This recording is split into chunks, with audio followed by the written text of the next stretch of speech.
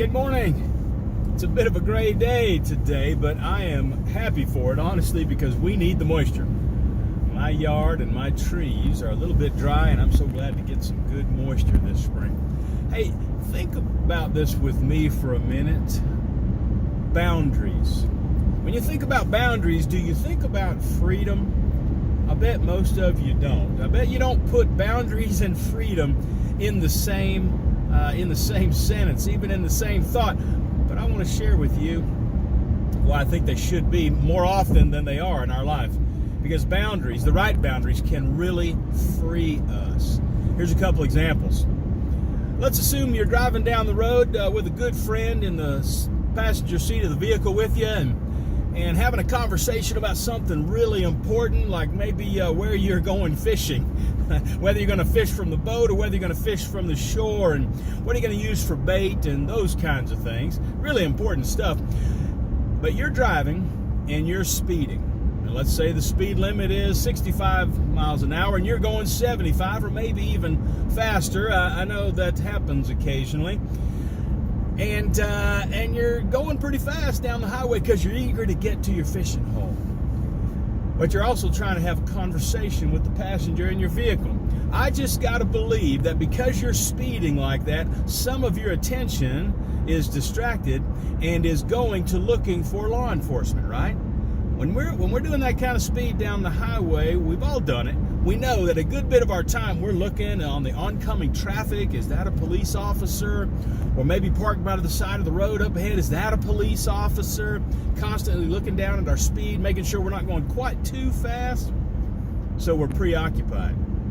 And if we're preoccupied like that with our speed, that means we absolutely cannot be 100% engaged in the conversation with the person sitting next to us, because some of our attention has to go to watching out for speed. But what if we set the cruise control, easy to do, set the speed control for 65 miles an hour, and suddenly we would have nothing to worry about when it came to speed.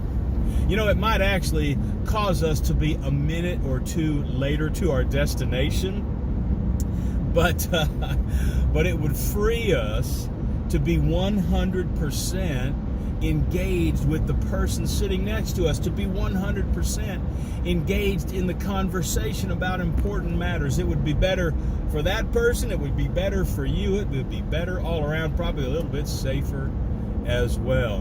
Boundaries, in that case, really valuable to free us. Here's another example. I was working a few weeks ago with a gentleman in another state, and he was a pretty fit gentleman, right? Pretty trim, I would say.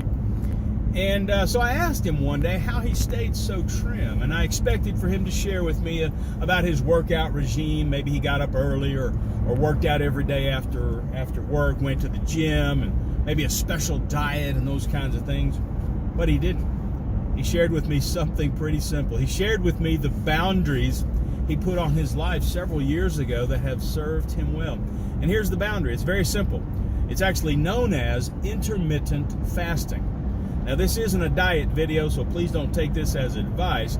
But for him, using this approach called intermittent fasting, which simply means you don't eat after 8 p.m. in the evening, and you don't eat before noon every day. So all your calorie consumption is done between noon and 8 p.m. every day during that 8-hour period. And the rest of the 16 hours, you don't eat. Not real complex. Putting some boundaries on. But what it has done for him, and he said this when I asked him about it and kind of questioned him on the approach, he said, putting those boundaries on myself has freed me to eat whatever I want. I can have dinner and lunch with clients, with my friends, with my family, and eat whatever I want during that 8-hour period. And the rest of the day, I just don't eat. And it's become a lifestyle for him, and it has kept his weight down to a good-looking level and a very healthy level. And I went away from that, and in fact, I've started that myself, and I have found it to be quite helpful boundaries to free me to not worry so much about food and when I'm going to eat and what I'm going to eat. I just eat what's appropriate during that period of time. Hey, I hope those two examples of boundaries in our life will get you to thinking about what in your life could you put some boundaries on to help you be more free, to be more focused on what's important and the people around you. What boundaries could allow you to dial in to just a more healthy life in many regards?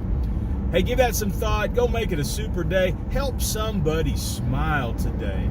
Serve to succeed, and we'll talk again soon. Take care.